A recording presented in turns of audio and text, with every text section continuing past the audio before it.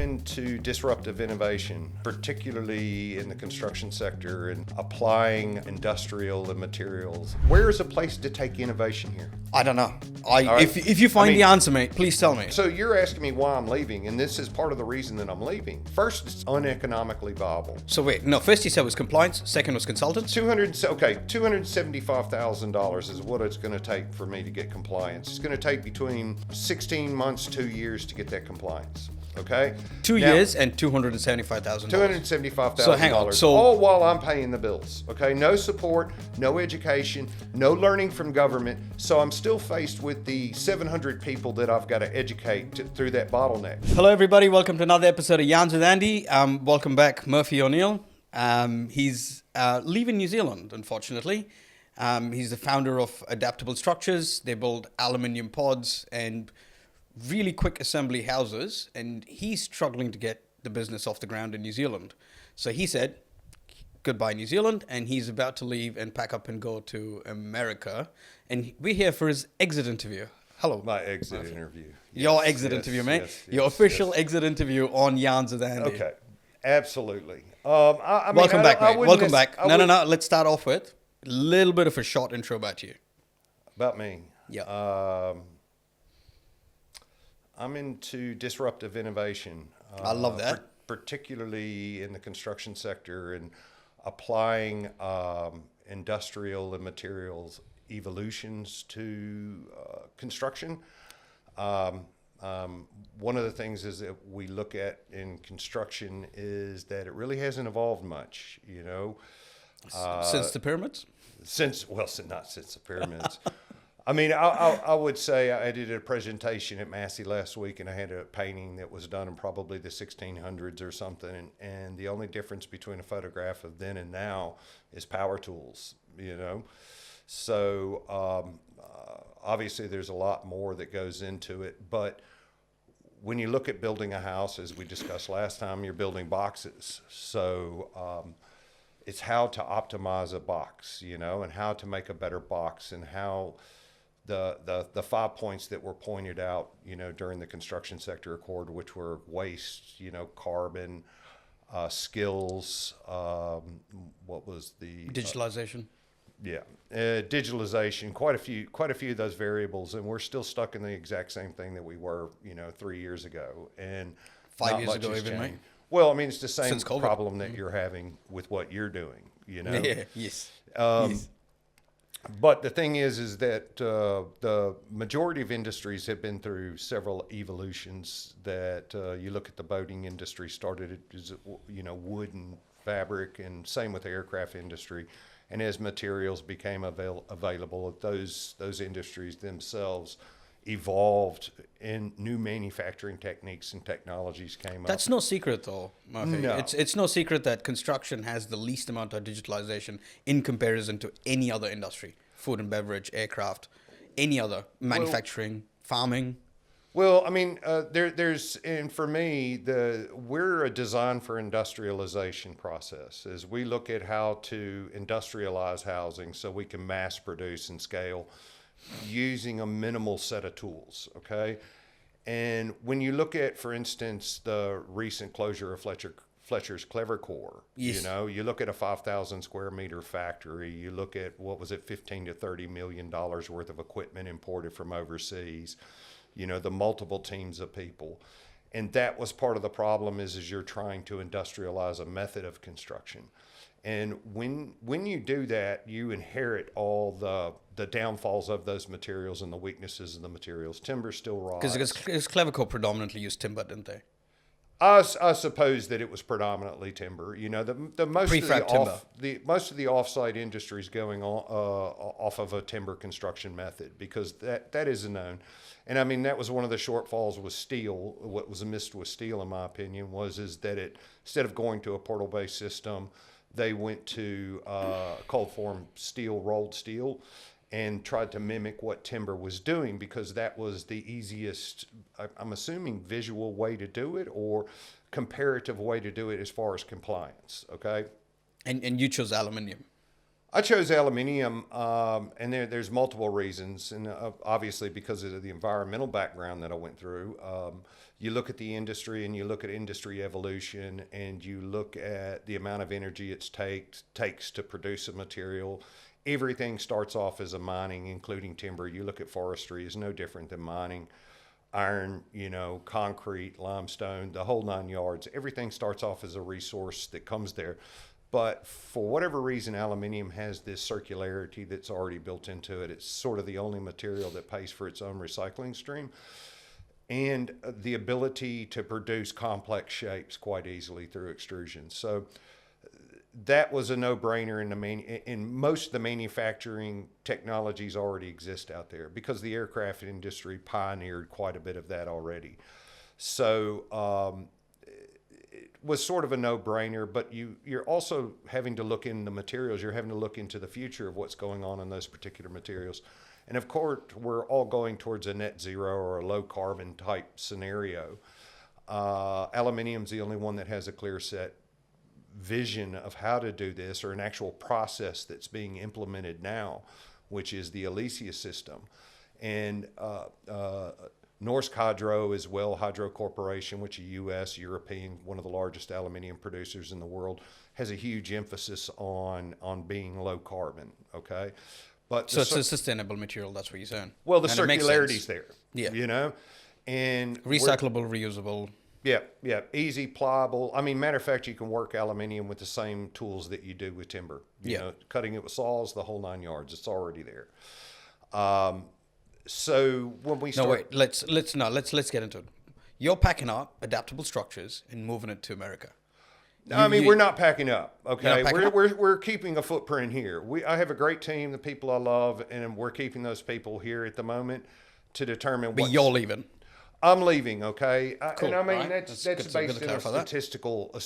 statistical evaluation. If you have 1% that have novel thought or interested in ideas, you've only got 5 million people in this country. It's a very low number of people. You go to 330 million people, you got a lot more people that are interested in doing that.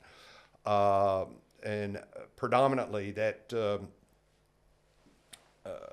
reason is the being ostracized within the community. Okay. There's not a lot of believability in what we're doing. In New Zealand? I don't know that it's. I mean, we're taking sort of, even going abroad, when we're having discussions with people abroad, you're sort of like the prince from Nigeria that says, "Give me $26,000 and I'll give you 3.5 million bucks." That scam email. So here we are in a country of 5 million people. So I don't think that the majority of people realize that you can produce things like this in New Zealand. But that was the whole point of being in New Zealand, is to show that the industrial footprint in a small nation means that we can replicate this anywhere on the planet that has these same services. That's a known fact, though. If you have a successful business in New Zealand, guaranteed you'll have a successful business anywhere else in the world. Exactly. Because we're so geographically diverse. Like, we're so far away from each other. Yeah. Even, and you said 5 million people with a landmass that's greater than that of the UK. So, we are spread apart. We're not built on towers like Singapore. So it's a lot harder to do business here. I mean, It's who you know. I've had multiple different businesses that I've been involved with in this country. Okay. And this is the first one that I guess I had a true passion for it. I mean, most of them was just do. And this one is try to figure it out, So back to the original question. Why are you leaving? Why are you leaving? It's just uneconomically viable. When you start to look at what compliance costs are going to cost here, I mean, there were some big factors. And as I mentioned, Compliance costs. Okay, cool. Well, and I had this discussion with MBIE, okay, and I tried to explain to them what I'm dealing with, right? And so I'm trying to be part of a solution. And there was a letter to the ministers, and I'm going, look at this as a pilot project.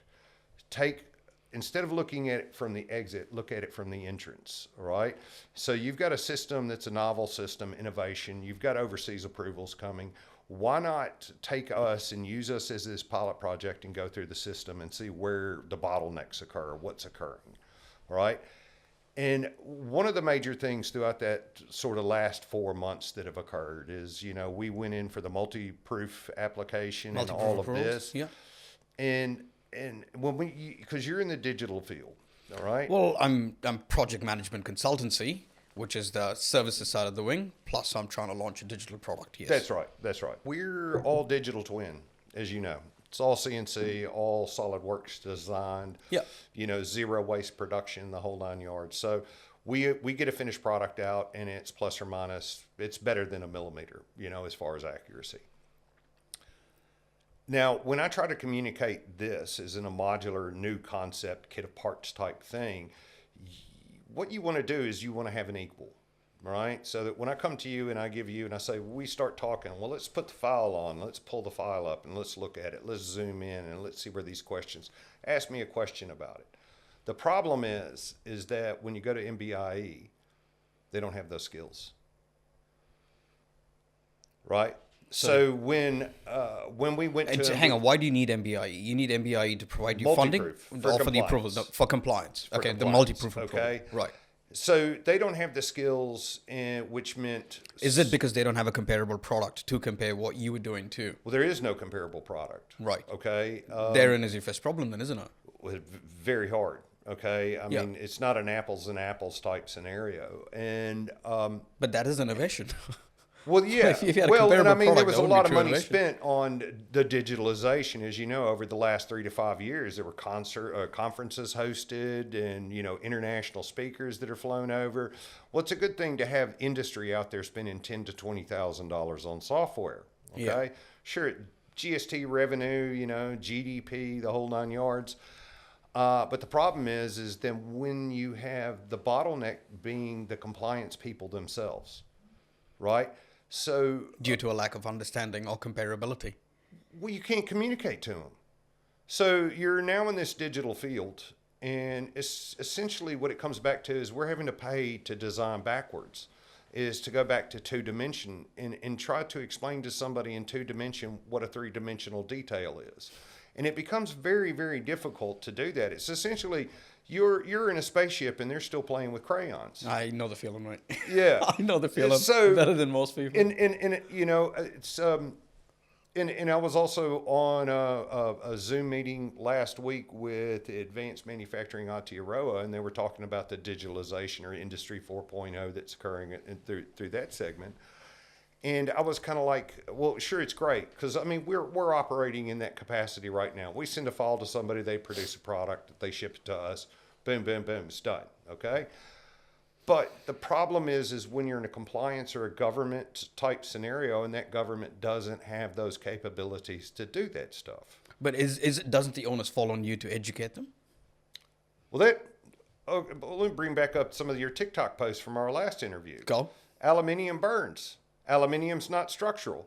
Now, those same people flying a jet aircraft across the world with a flaming engine underneath it at 30,000 feet, close to the speed of sound. Pressurized cabin. And it goes through, and its takeoff weight is 380,000 kgs. Yeah. And it goes through over 30,000 landing and takeoff cycles with that sort of weight on it every single time. How is it my responsibility to educate the person? And this was part of my letter to the ministers. Why do I have to educate 700 people? And those people are all the bottlenecks that are occurring throughout the entire thing. Well, the government might argue that it's your innovation then. The onus does fall on you. Yes, but you can't get them to come and look at it. Yes, 100%. You got me to come and look at it. I came and looked at it. Yeah, okay. But I think we're at 7 people over 11 years from the government that have actually come and looked at it. Seriously, is that Yes, it? 7 years, or 7 people over 11 years, and that's it. Matter of fact, Well, you've had the Minister Chris Pink. that's came. one of the 7. We had 2 And- MPs there just yeah, recently. Both of them my podcast guests as well, I believe. Cameron Luxton. Simon Court and Luxton. Simon Court, both Yeah, my yeah, ex-podcast yeah. guests from the Axe Party. I know Simon from my environmental career. I know Simon from my previous work life. But Yeah. Okay. So Interesting. I mean, it's kind of hard to exchange ideas when there's no place to do it. There's no forum to exchange ideas. And I'm There- assuming you've left an open invite on the table for any government official to come and visit your Oh, factory? I've got a spreadsheet. I guarantee I've had over 1,000 emails outgoing. So out of 1,000 invite emails, people. you've had 7 people. 2 come. months before the Hawke's Bay disaster, I was with temporary accommodation services and didn't even get a reply. That's not great, is it? No, I mean, but the thing is, this is what I mean. It's all right. You're a migrant. I'm a migrant. We don't have. We don't have. we got reminded that. Thing, the friggin' migrants, right? We got right? reminded that on one of our TikTok videos from the last podcast. I've been here almost 20 years. Okay. Wait, hang on. Am I a migrant or an immigrant? Are we migrants or immigrants? I mean, I'd be a migrant. You know, I'm a Kiwi now, bro. I'm a Kiwi now, bro. Too. Sure, bro. I'm a Kiwi. Sure. You know. Funny. But anyway, it's. I don't know. It just it's it's difficult. It's difficult. Okay. You already got the handicap because you don't have the mates right. Like I used to work with a guy who was from Taronga, and we could be in Invercargill and walk into a pub and swear to God that guy would know somebody. I mean, how weird is that? I mean, it's a country of 5 million people, but we don't have that.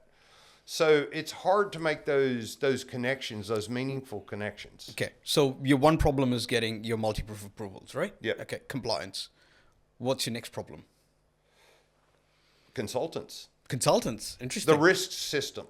Now, and see, again, what sort of consultants? Can you be more specific? Can you be more specific about what sort of consultants? Everybody. So when we built these buildings, all right, we tested these buildings. So we have a proof of concept 2016 that's still going. Essentially, since we got this proof of production units done, we had 14 months of testing as well. I mean, we had 2.5 years of testing in 14 months of thermal and weather tightness testing that went on top of it. Before we went public, we wanted to be assured that there are no problems in the system, okay? And I would think that most people, when they release a product, that they do go through some sort of testing of these systems, okay? What's happening in this country is that you get compliance on paper, okay? So somebody hands you a report, and the government ticks it off. So, that's what happens in a resource consent. That's what happens in a building consent. Yes, but the problem, people don't want appraisal, they want assurance, okay? And that assurance comes from physical testing. And right now we're based on an assessment of it, and it's based on paper. So there's no real testing of it. As I mentioned earlier at Massey, the current unit that we have over there that's being researched, okay?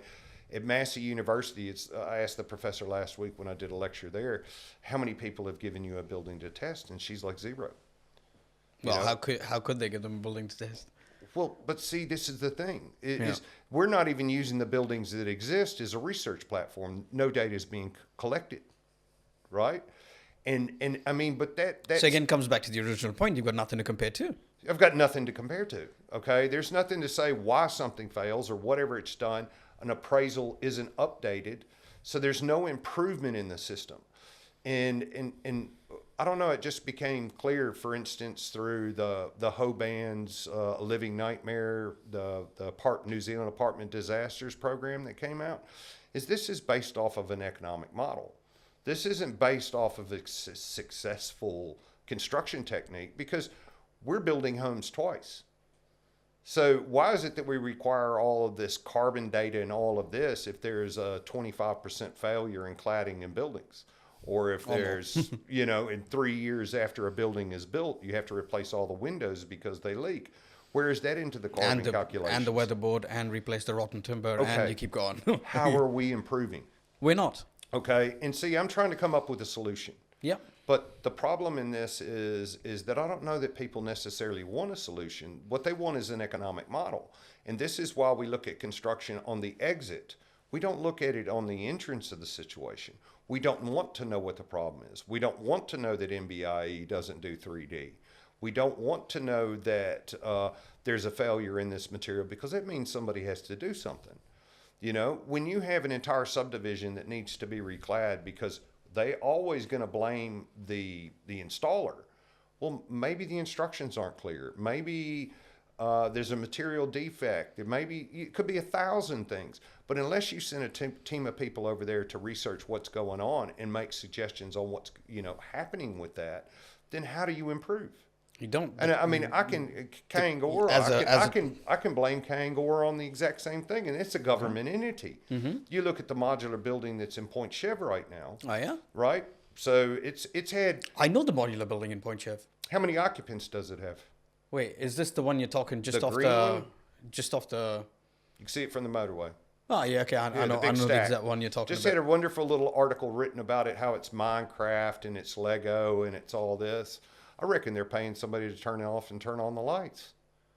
I still have not seen a single person living there, and that building's been going for 3 years. But yet they have glowing reviews. There's press reviews. There's architects writing up about it. There's all of these things that are occurring about this.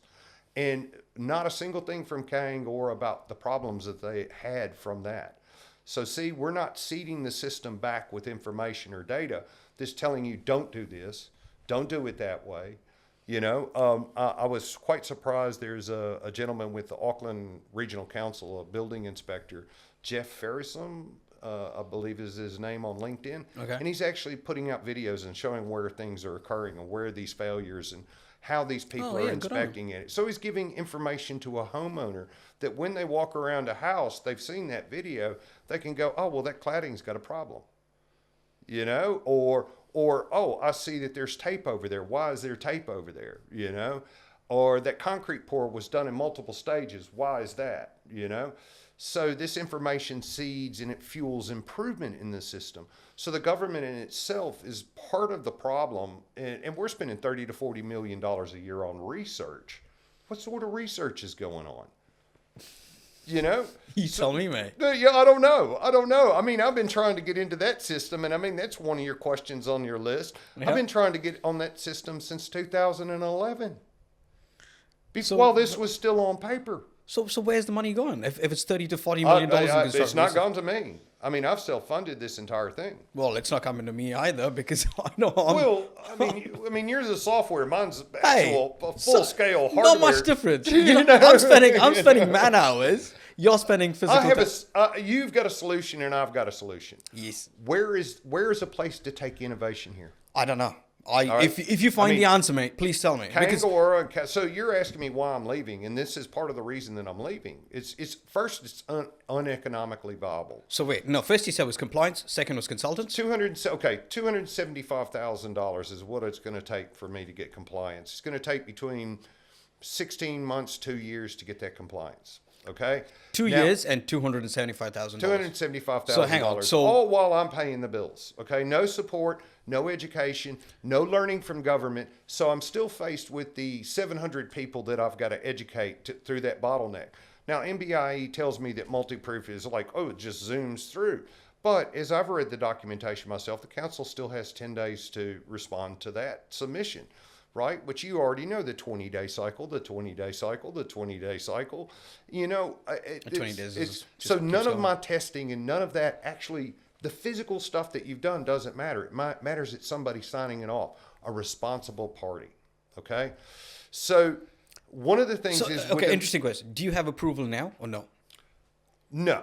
Okay, we started going down that path. So I spent about $10,000 to $15,000 designing backwards to get my documentations ready to submit to council. Okay? So when did you start that process?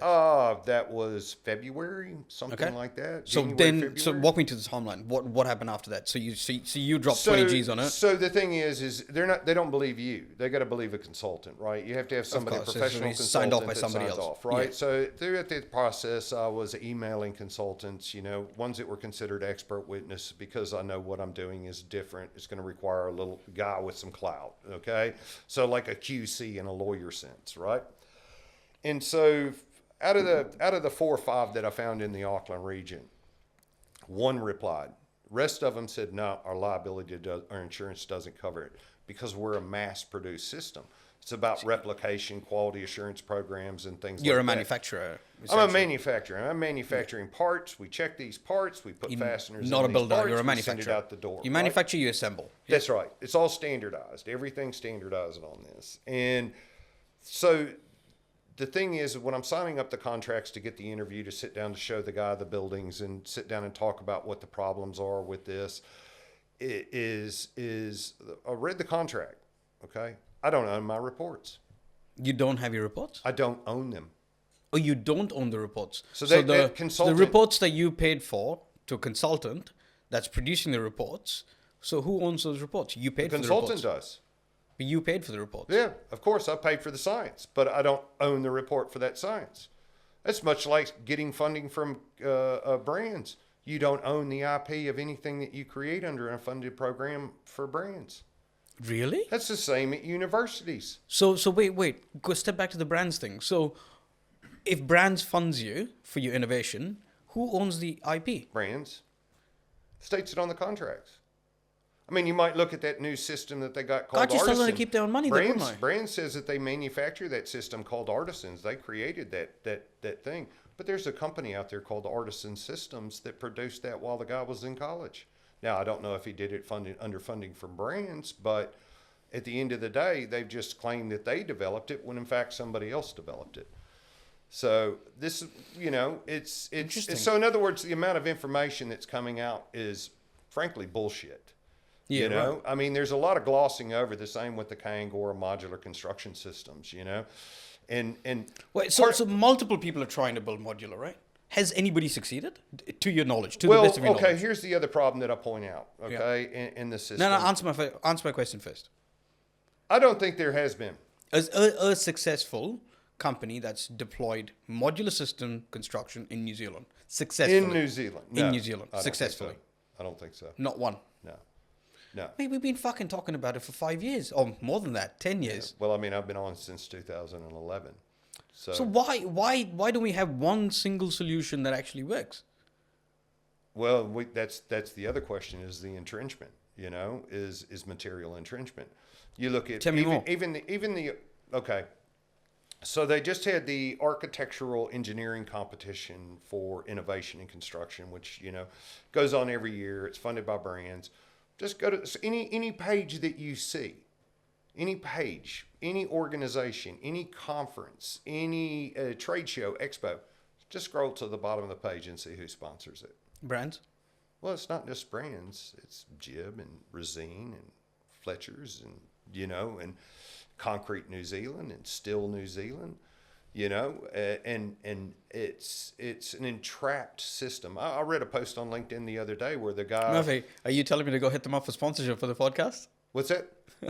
Well, you want to hit them up for sponsoring. I'm sure they want to come and talk to you and tell you about why their shit's better, Okay, but okay. We're cold and raw here, mate. Yeah. Well, I'm being straight up. I'm being straight up. To the I mean, point. these are my opinions. Yeah, okay? and that's fair. You're entitled to them. And it's based off the information that I've read that's publicly available. Whether you're a Kiwi or whether you're a migrant, mate, you've got freedom of speech here. Oh, you got freedom of speech. I'm a Kiwi, bro. Sweet as G. Sweet as.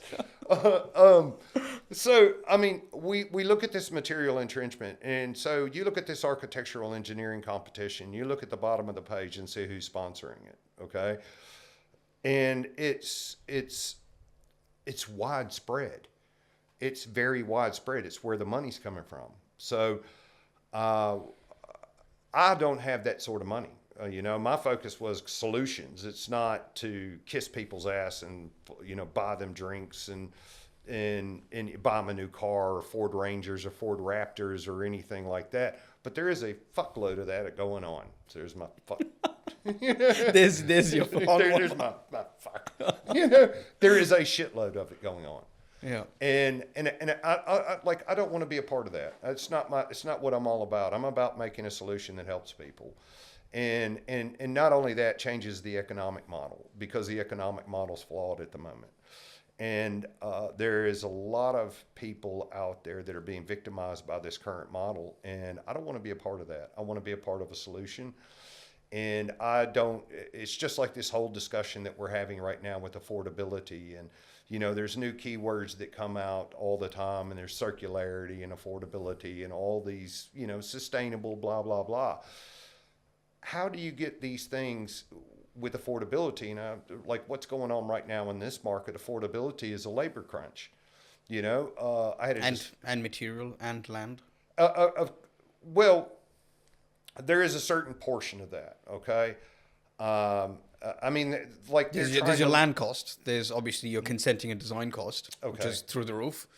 Like you said, consultants. Again, previously, I made a comment on our previous discussion about Dubai. Oh, yeah. You know, $100 million builds you a city. And everybody goes, but Dubai is using slave labor and it's doing all this and that. I had a drain layer come to me last week, all right? And he's working on a subdivision. It's like 180, homes or dwellings or whatever because they call townhouses and apartments homes in this country. They cover up the term. And he said, not a single person on the site speaks English. Which side? On this entire site that he's working. In New Zealand? In New Zealand. Not a Okay. single person speaks English. Yeah. Right? And he goes, I don't even know how health and safety work. We've got people walking across active sites where diggers are going, and you can't say anything to them. There's no communication. So now are we the new Dubai? Is the slave labor market coming on? I don't know. You I don't got know the answer to that. my one of my coworkers, his neighbor just put up 3 homes there. It's a developer, an overseas developer that's come in and done it. And the same group of teams, the same common ethnicity through the group. They're all living in. Mate, if we are Dubai and we've got that labor pool, shouldn't we be building to budget and to time, which we're not? Dubai, I find that the build time. Dubai builds to my time. experience in Dubai builds to construction- time, and even if it costs them more, they build to time and to decent quality. My I know experience that in for a fact. construction in America is 6 weeks. 6 weeks. 6 weeks 6 to weeks build for a what? house, and we're talking not To build a house? almost 6 weeks? almost a McMansion. Okay, How many square meters? square feet. Square meters, mate. yes. Square meters. Yes. Goddamn Americans. Well, I mean, tell ya. I can't compare it. I mean, it would be over 200 square meters. Oh yeah, for a okay. house. That's a standard 3 to 4 bedroom house. Yeah, in New yeah, Zealand. yeah. It's Okay. 3-4 bedroom. Yep. Great room, vaulted ceilings. Ceiling fans, mud rooms, all of that sort of stuff. And 6 we're weeks, you reckon you'd build a weeks. house? 6 weeks. Nah. 6 weeks after the foundation's poured. Okay, sorry. So 6 so weeks after the substructure, you yeah. get your slab done. Then you're saying 6 weeks to put the frames, roof, get your jib in. Yeah, okay, doable. Yeah, doable. But here Doable. it's how many days? Here it takes a lot longer than that. Yeah, 6 months. Yeah, right? 4 to 6 months. Yeah. Okay. Like this is part of the problem. And when you talk housing affordability, there is no productivity. And okay, I was on with the workforce education program a couple weeks. This is a month ago, 2 months ago, and there were quite a few people on this. And what it's the micro credentials for sustainability in the workforce education program. They put all sustainability on the builder. They put what? All sustainability factors for construction on the builder. Like what? Everything. Give me a few examples.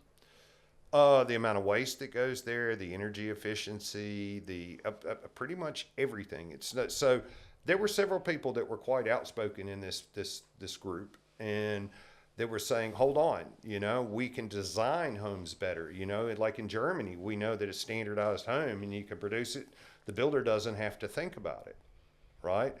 Because it's a standardized building." However, we have architects that are architects. They're trying to design a name for themselves. They're trying to create art, all right? Which means that As most architects do, Murphy. as most architects do, but Most architects but how do take is it pride that you in the put sustainability on the builder? It should be right off the bat. The planner and the architect right off of the top should say, "Well, that house is, it's going to be so wasteful." Even with software systems, we look at Autodesk and all of the Revit programs and all of this knows what's inside of a wall, knows everything. When you lay it out, you do it in 2D, spits it out in 3D, boom, done. Not necessarily, but yeah, Yeah. that's very simplified. But Yeah, very simple. I get it. Well, we are talking to live in pretty that simple world. people. Aluminium burns, right? So it's a good firewood. But timber burns too. So anyway, why is there no software that optimizes material? Material all comes in standardized links. Well, that's something we're looking into actually. Oh, Interesting. good on you. Good on you. See, Yeah. but that's innovation, right? Because with the IBOQ, the software that we're working on, we take the same Revit model that you spoke about, and we will quantify and we will asset classify based on Uniclass, which is the asset class, internationally recognized as the asset classification system. Once we do that, we then have data frames and that we tag on to the back of that, which then there's a bit of machine learning that goes on with it, right? So what that means is any model based on Uniclass, we can standardize what assets go into that building. If we can do that, then we can talk about replacement of assets based on carbon count. So based on whatever factors you name, right? Doesn't really matter. Waste is one of the key figures. I mean, brands, what was it? 2 years ago, we were at 40% waste going to landfill, but brands just posted out the other day that it's 50%. And I mean, for us, it's a roll of PVC tape. That's what for us building a wall. Okay, with all of these benefits, I'm still struggling to see why you're unsuccessful. It's just uneconomically viable. I spend the $275,000. So let's take that out of the equation, right? Take out consenting out of the equation completely. You didn't require consents to put houses and sell your houses. Well, this is what they say. So MBIE was telling me this the other day, was that I don't need building consent. I don't need resource consent to put up a granny flat in the backyard. What do you need? What do I need? What do you need to start selling these houses? I mean, aluminium houses that you're building. What do you require? According to the law, what do you require? Well, I mean, this was part of the question. The guy was telling me that I don't need these consents. You don't need building consent. But you understand that they have waffled back and forth multiple times on that. But wait, Murphy, what do you need? What do you need to start selling these houses? I need government approval. What sort of government approval? You need approval from brands? Well, I mean, no, I don't know, mate. I'm asking you. Okay, what you have to have is a compliance system, and right? Yeah. Okay, so I had the consultant expert come in, right? Yeah. So I had the guy, paid the money, got him to come in, right? He came in and he goes, "Oh, your base plate's not 150 millimeters off the ground. That's not gonna pass." And we're like, "Why?" Wait. Pass what though? Wait, I'm still so confused. Well, pass the building code. Okay, so you still need to be in compliant with the building code. Okay, cool. But the question. So you need a multi-proof approval. Here is the issue. Yes. How is the building code written? Right. It's written for timber. Okay. And why is it 150 millimeters off the ground? Yeah. Because timber and splashback when it rains. Yeah, you don't want timber to rots out your bottom plate. Okay. Yeah. The aluminium is not going to rot. No, here's the logic. So our design for manufacturing industry right now is building timber homes. Yes. Right? So that is an inherent issue, a material issue that's coming in, that the building code has to be written into a certain way so that timber is protected. Agreed. Right? Aluminium doesn't have this problem. Okay, cool. Okay. But I still have to comply. So now I have to go comply to something that is actually written for a timber product. Yes. That doesn't even make any fucking sense. No. But this is what I mean. And if you can't get engagement with the government to actually address these issues, what the hell does it matter? Okay, so can I ask you, have you gone through the entire building code, all right, and said, yes, I am in compliance with the building code, and this is where I'm not in compliance because this is designed for timber, or whatever the reason is? Have you done that? I'm assuming we've gone through a majority of it, but we've done this through external compliance, okay, or external consultants and things that have come in. And is that part of your multi-proof approval submission? That would be part of our multi-proof. I mean, I only pulled the plug on this about a month ago. Yeah, okay. And it just became clear that it was going to be take too much time, cost too much money, and then because this building code is written for New Zealand, because New Zealand has a special environment, unlike Canada or any other place in the world, is that compliance only applies to 5 million people. So my customer base only becomes 5 million people, right? Yeah, I understand that. Yep. All right, and the certain amount of less than if you look at the number of people with money and mortgage approvals. Okay, but and like I'll mention to you that through my multi-proof, trying to get into the door with multi-proof, first I was told no, right, and then I had to bring a complied product that was done and download their certificate and download their reports and see, here's another key evidence is they have the reports tagged to the compliance certificate, and then say, well, we want to do exactly what these guys did. And that particular product was certified for weather tightness only, weather tightness and structural capacity. This is what we want to do, okay? Yep. Because the way that our buildings work is just like we look at this room, we can change the house. We can change the function of this room. So what I need to do is it is not my responsibility to tell how a customer uses their product. Okay. All I want to do is assure them that it is weather tight and is structurally compliant. Yep. And then pretty much the MBI goes, no, we need to see it in every format possible. How am I supposed to judge how a person's going to use it? I mean, if a person wants to live in a room that looks like Batman or Hello Kitty or whatever it happens to be, that's really up to them. And this was part of my discussion with them, is we're releasing the spatial detail of all the fasteners that are in it. Anybody that has a CNC machine can start producing interiors for these buildings. Have you gone through your fireproof testing? Aluminium doesn't burn. Yeah, true. I mean, you know, you don't need to. Again, we go down these things. It's even when we were explaining to them our new insulation product, which would be an R8 and as cheap as an R2.5, as well as being fully recyclable in the existing industry, just like aluminium. They're going, oh, you need fire testing on it. But Kangora uses it. So, but that certification doesn't exist because they don't need certification. Okay. They're Kangora. They use it as an insulation factor in their buildings. And it exists in every building that's out there now. There's aluminium in every but again, building the in logic. different forms, yeah. Again, you're putting up too many bottlenecks for me. So I understand. I'm trying to break it down to go, Murphy, what do you need? So you need a multi-proof approval. You need to be compliant with the building code. What else do you need? Okay. You just mentioned you don't need a building consent. You don't need a resource consent. No, what do you need? This is what they tell you. This is what they tell you under the new granny flat legislation. But that's been for the last 6 months. That's back and forth. You do, you don't. You do, you don't. You can't be or liable or depending. It's a liability. What happens in 6 months when they decide to change their mind again?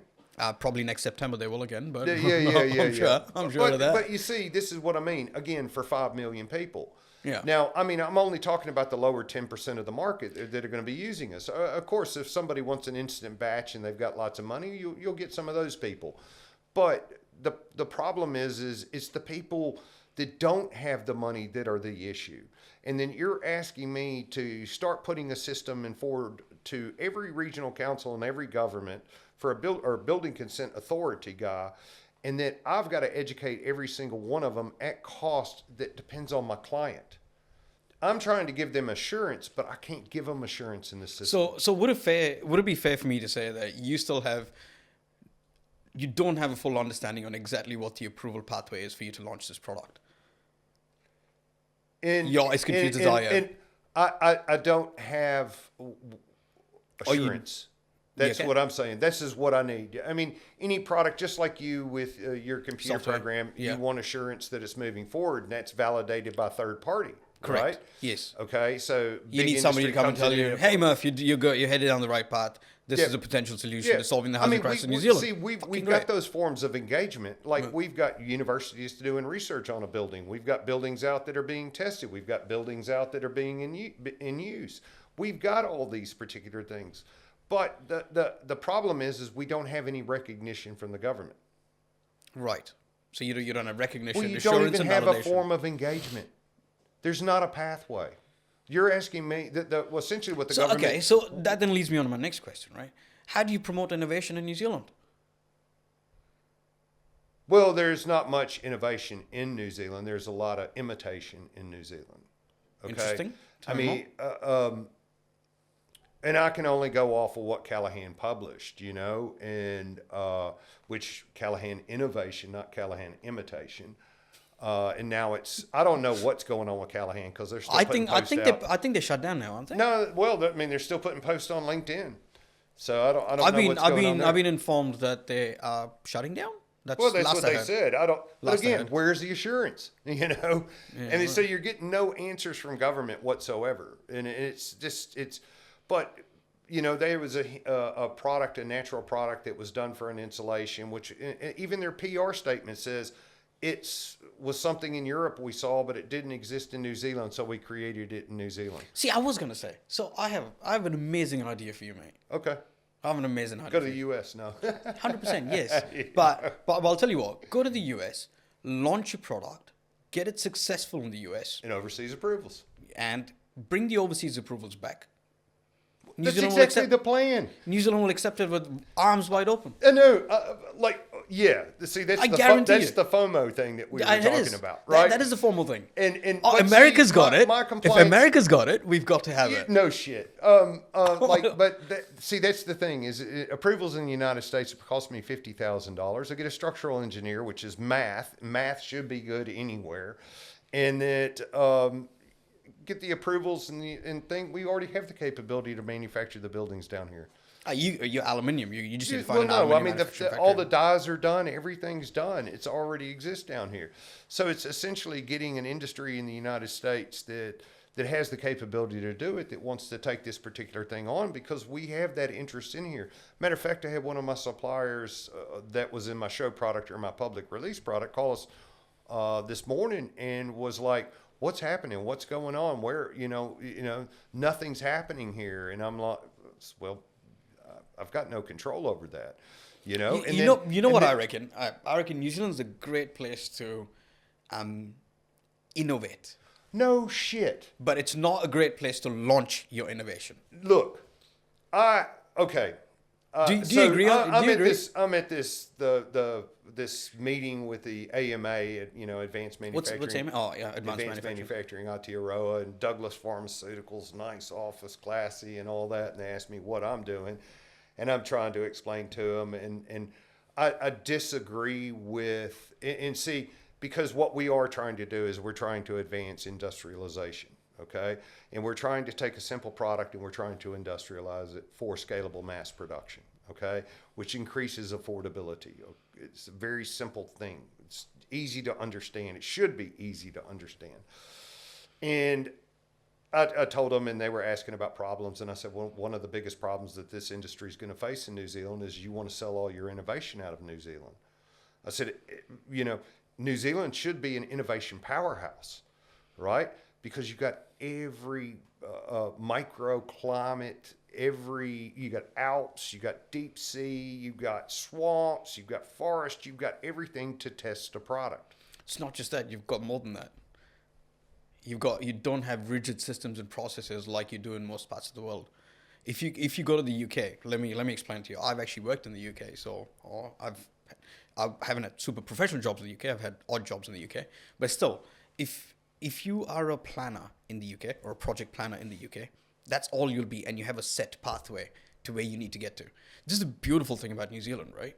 Okay, you could start as a project administrator on a construction site and work towards becoming a project manager on a construction site. Of course. It's incredible. I don't think that would happen anywhere else in the world. I guarantee you. I mean, it probably can happen in the United States. I mean, Possibly, obviously, career advancements is the way to go. But here, you choose your career path, and it's a land of opportunity. It's incredible.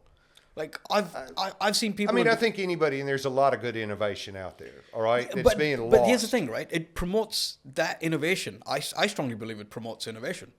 Well, it does, but Not you having a understand rigid process. getting rid of innovation, though, selling it to overseas parties, which That I is do. what National That I wants do. to do. Well, I How mean, that I don't harms- really blame them, do I? Well, Like, but why the would I problem blame is, them? do you not understand how that harms industry in this country? I get it. Okay, but Murphy, I'm in the same spot here, and I'm sitting here and I'm going, I can't get people to update the IBOQ.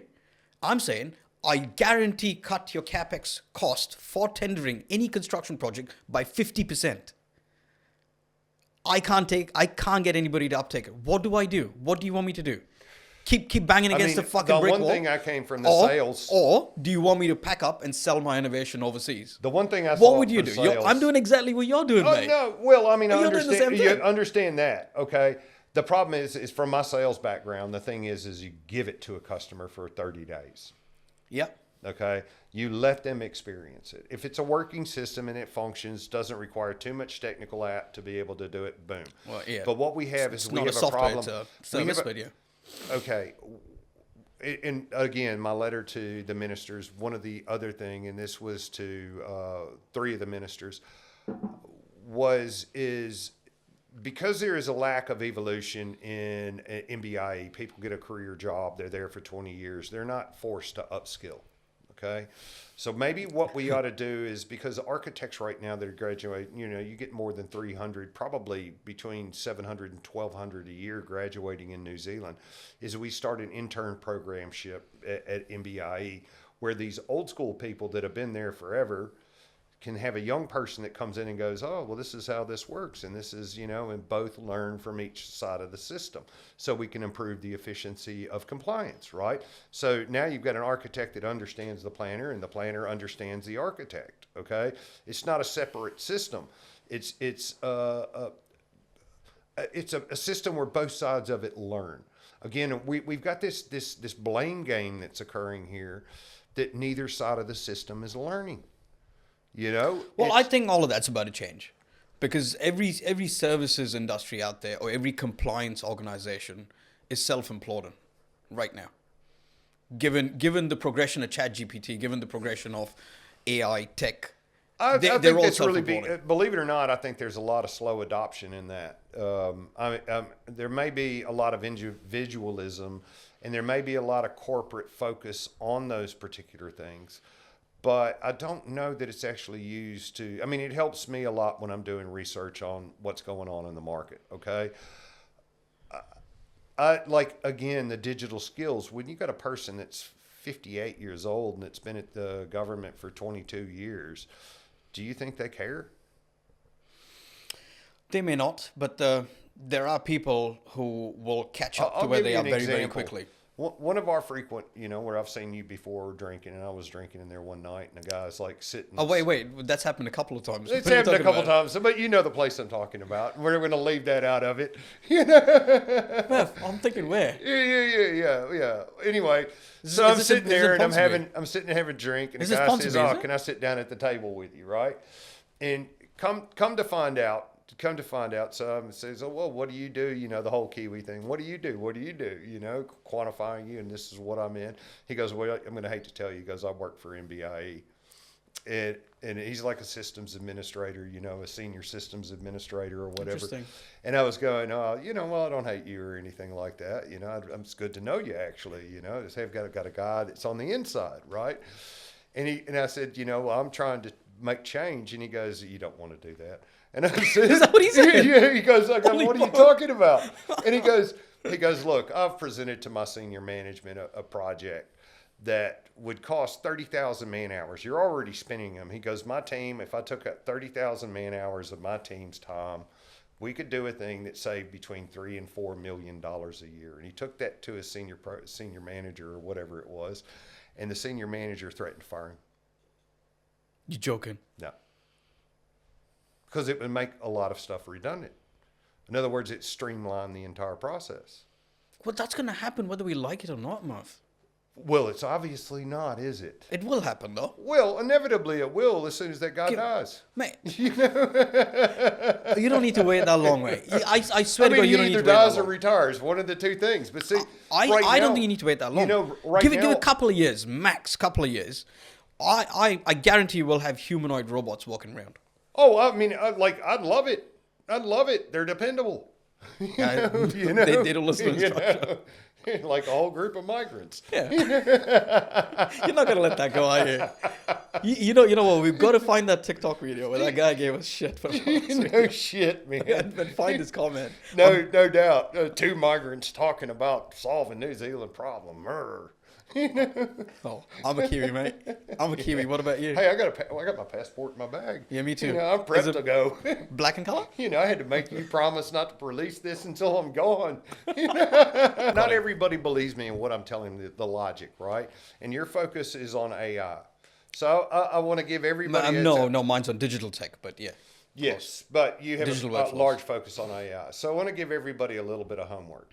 Just ask AI what would happen if we stopped cutting trees for 10 years. Interesting. Okay? Now, the other question to ask AI is, if I had 100 square meter, ask for an LCA analysis on a 100 square meter timber frame home. What's an LCA analysis? Life cycle assessment. Okay. Okay. So Yep. carbon assessment of the Right. building. On a 100 square meter home made of timber and a 100 square meter home made of low carbon aluminium. Ask for that. Okay. Those are two simple things to do. So if you I'll don't do that believe today, what I'm yeah. telling you, ask those two simple things to AI. And so if we can justify a resource model based on an environmental or sustainability goal, New Zealand currently out of forestry makes between $3 and $6 billion a year. We spend between $8 and $11 billion on ESGs. Okay? What if it's a simple resource model that fixes everything? That's an interesting thought, isn't it? Yeah. So that $11 million, the $8 to $11 million that we've spent on ESGs could be used on the education program.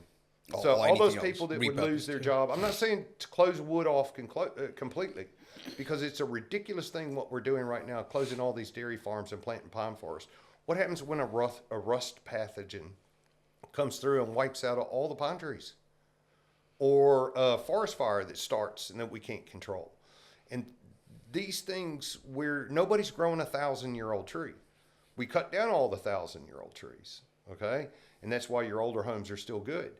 But the thing is when we look at ESGs and we look at climate change and we look at the things that are occurring on the planet, what's going right now, a lot of it is because we screwed up cutting all these forests down, right? And we're replacing them with a single species, which is a huge liability. It was recently reported, and I had this at my lecture the other day, it was recently reported that whale urine stimulates the coral reef ecosystem. Really? Yes. Interesting. So as you travel along the Great Barrier Reef from the southern oceans, they urinate, which then spawns on all of this coral reef growth, which is why those coral reefs are located where they're located, along the coast of California and the kelp beds and all of these things that occur. So when you look at the question, the answer from AI is what would happen if we stopped cutting trees for 10 years, and you see that the impact that occurs to the climate, well then question really what we're missing, because we've killed all Why the are we cutting whales down all of the these trees to build houses? Yeah, but and all make these furniture? 1,000-year-old trees that we had, we've killed them all. And nobody's growing another one. Yeah, it'll take another 1,000 years, wouldn't it? Yeah. Yeah. But see, that longevity is not looked at. So even these trees that we're closing all the dairy farms down to replant, where those are 15-year growth cycles, and they're cutting those down and framing more crappy trees that end up in the landfill again, or more crappy houses that go to the landfill. That's a very interesting piece All I'm asking through. you is do your own research, especially when you think aluminium burns and it's not structural. Do your own research. Yeah. All right, guys. There's a challenge for you. Go on, give that a little AI search and see what it comes up with. Comparison between timber and aluminium construction. All right, Muff. Let's wrap this up, mate. Gotta go, huh? Gotta go. Got a lot of people to burn on this.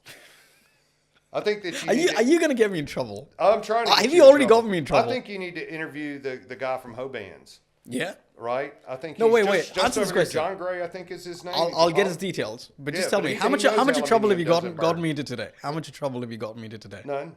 None. I mean, every We bit of good? it, I've got emails to back up and all of this. I could do a lot more. Holy shit! know? I'm a little worried about that. Let's not do Still that. got time here. Come on. No, we're getting kicked out of here, mate. We're getting kicked out of here. Oh. All right, Murph. Hey, mate. Hey, you can record our conversation while we have a beer. We can do that. We can do that. Anyways, mate, let me wrap up. Come on. I need to be a responsible host here. Yeah. Thank you for being here, mate. Thank you for your valuable insights, And I'm as not always. permanently leaving, okay? Yeah, mate, come back, and anytime you come back, give us a call. With approvals. With overseas approvals. Let me be Overseas approvals. Yep. Yeah. Yeah, New Zealand welcome you with arms wide open. Trust me. Yeah, that's right. Yeah.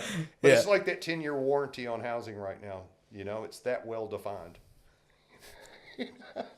Anyways, Murph, thank you for all your valuable insights, mate. It's been really cool, and it's been a pleasure having you, mate. Thank you. Best luck in America, though. Yes, sir. Thank you.